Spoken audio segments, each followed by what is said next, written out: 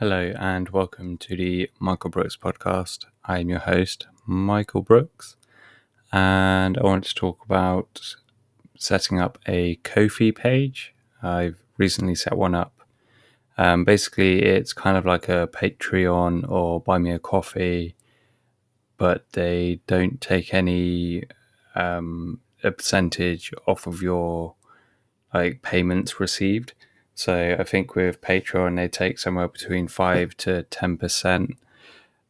Same or similar with Buy Me a Coffee, and Ko-fi have kind of done away with those fees, so they won't take anything from you. But if you want to, you can donate 5% of your donations to them, and you get like a special badge for that. You can also buy Ko-fi Gold, which is like $63 a year, and that gives you a bunch of new features. So you can like have your own shop, you can ask for commissions, and you can ask for monthly memberships. So, the free version is literally just like single donations.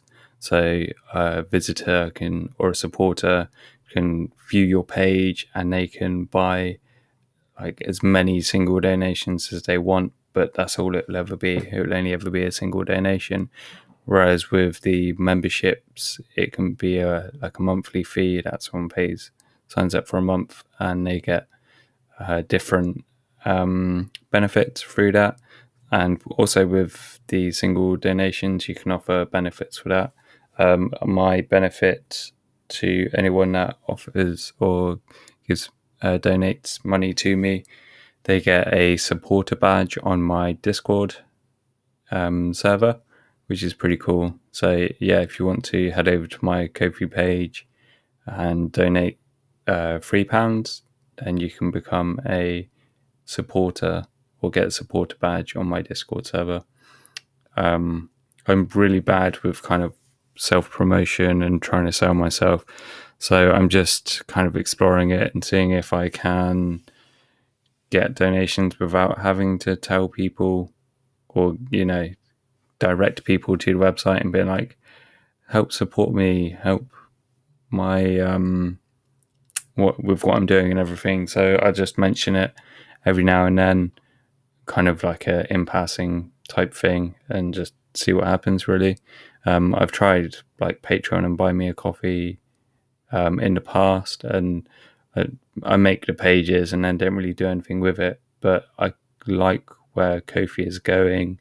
I like the fact there's a Discord integration, which is pretty cool. So yeah, I'm going to give that a go and see what happens. And apart from that, there's not really been a lot else. Just kind of been working, still working from home.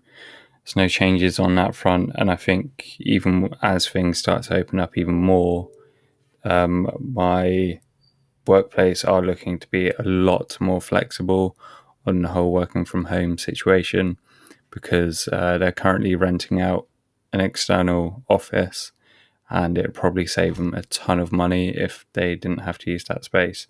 So yeah, working from home would be a huge benefit for them. And I think also if they didn't offer it, a lot of people who want it would probably just end up leaving and finding a job that offers remote, because there's going to be so much more companies offering work from home now. And you can actually see it that like in news articles and stuff, people are like leaving their jobs because they can't get the option to work from home, or the job just isn't being flexible enough to allow them to work from home so many days a week. Because even after the pandemic is over, the way we work from home will be completely different than how we're currently working from home. Because at the minute, we can only work from home. You can't go to a co-working space or a coffee shop or anything like that because of the COVID restrictions. So as soon as that starts clearing up a lot more, people will be able to go out to co-working spaces and coffee shops and work from anywhere, really, which is going to be so much better for everyone as a country, and even all over the world as well. And sorry, my voice went funny. And even a lot of people have been saying like, oh well, if they can offer remote working, they can find employees like elsewhere in the world. But the thing is, you get a language barrier, which you don't get if you employed someone in your own country. And don't want that to sound like terrible in any way, but that is a genuine truth.